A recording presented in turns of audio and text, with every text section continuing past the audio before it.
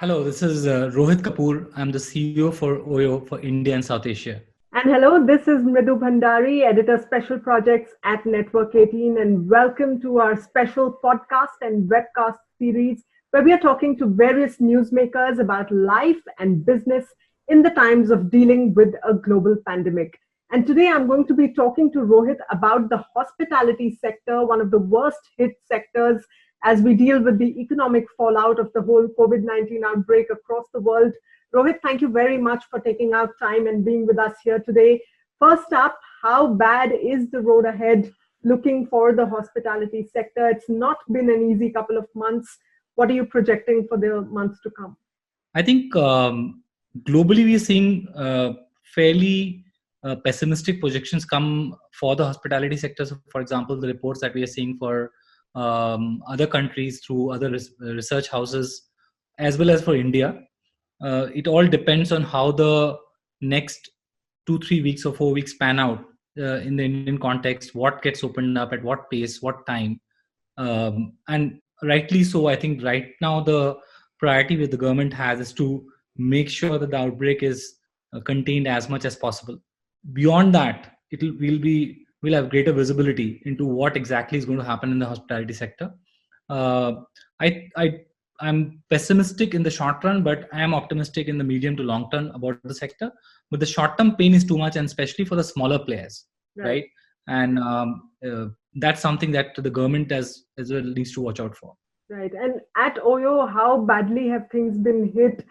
Is the whole payment cycle to vendor partners being disrupted, especially as far as small businesses are concerned? And what are the checks and balances that you're putting in place to deal with this whole situation? There's some degree of confusion on that, and it's helpful to clarify. So we have vendors who supply us services or products, and we have hotel partners, and they're two separate entities in our scheme of things, the way we deal with them.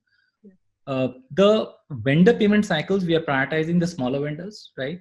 And obviously, look, the revenues are hit for everyone, and we are not the only ones trying to make sure that the working capital is well managed. So the priorities for the smaller vendors, and with our larger partners, we have been through thick and thin with them, right? It's a process of dialogue, of saying, here's the present situation. We can provide you with greater visibility over time. But I think being honest to partners also is important, to say that there is a problem in terms of working capital, cash flow cycles right now with revenues being hit. And here's a heads up on how we are planning to deal with this. On the hotel partner side, 95% of our partners, weekly reconciliation continues because it's very important for them. The force majeure, which has been quoted in some places, has been issued to a very small section of hotel partners where we had minimum guarantees or lease payments. At OYO, what sort of operational changes have you put in place to ensure that business continuity continues through this difficult time? I must say, I'm absolutely pleasantly surprised by how well our workforce has adapted to the change. So we actually decided to do a full work from home as early as March 18th, as the signs were developing that this is panning out into a bigger issue countrywide, even before the lockdown started. And everybody has developed their own business continuity plans. People are working from their homes, but for example, Zoom and Slack usage has just gone through the roof. Uh, Most importantly, I think everybody is still at it. So, for example, people are doing meetings with their clients. People are constantly in touch with hotel partners, with other kinds of partners. Internal reviews are happening. So, while it is new, I personally feel that the cadence has settled in very fast and very quickly for the team. Maybe also because we are a relatively young workforce. So that's one part of it. The second part has been really gearing up the organization to deal with our customers and to help society during these times, because that has been my focus area for the last almost 2 to 3 weeks on how can we keep operations going in places we need to keep them going. In this whole war on COVID-19, what is the role that OYO is playing? I know that your leadership has decided to forego salary for the rest of the year. A lot of you are taking pay cuts. What else is happening? You're setting up OYO as quarantine facilities in a number of areas. You're partnering with hospitals. What's the sort of reach and what's the sort of impact that you're hoping to create in terms of helping society through this pandemic? 3 or 4 distinct areas. First, we have a very large network, right? So we have gone out and reached out to, we had a partnership with Apollo through the Apollo Stays program, where SBI and HUL are also partners. Then we have reached out to multiple state governments, hospitals to create different kinds of isolation facilities. And there are at least 25, 30 conversations which are on at this point in time. Some have already been signed and sealed. So that's one thing. The second is we actually reached out to 15 plus embassies, or in some cases they reached out to us, where a lot of the foreign guests were stranded in different parts of the country as the flights and the trains stopped.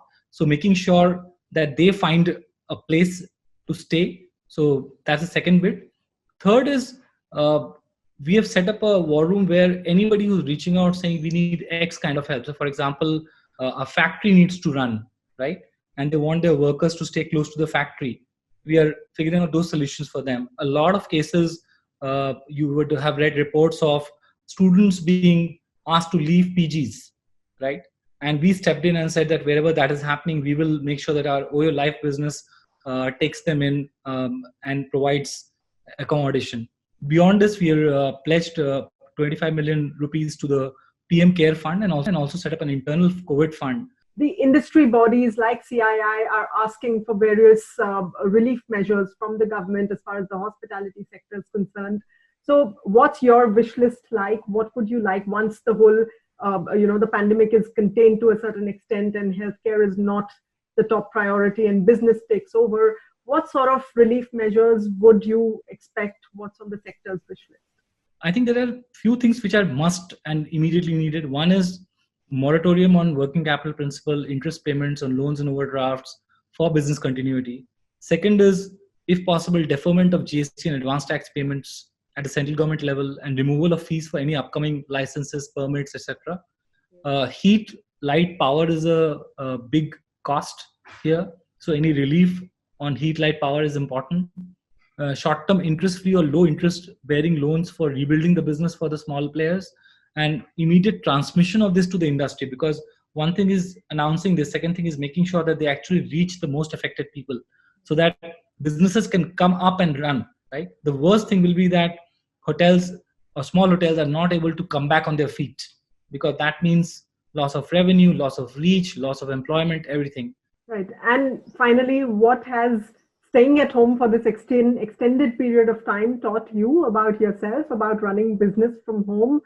Give us a few lessons on how a CEO is running business remotely with thousands of employees working from home as well. A couple of things that happened. One is my appreciation for how tough it is to run a home has gone up significantly, right? That's true, right? Second is a degree of realization that we only need very little to survive in the world. That's something which is here and now. But in terms of work, for me personally, productivity has gone up because travel has come down. There is only important meetings happen. So the way I deal with is there's a bunch of team reviews and town halls that we do on a regular basis because people need to hear continuously from us.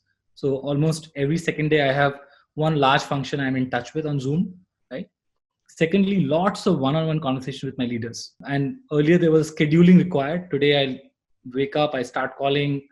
In the afternoon, you call people. So I have I don't know, I'm feeling it this way that probably my connect with my immediate team, albeit virtually, has gone up even more than it was before.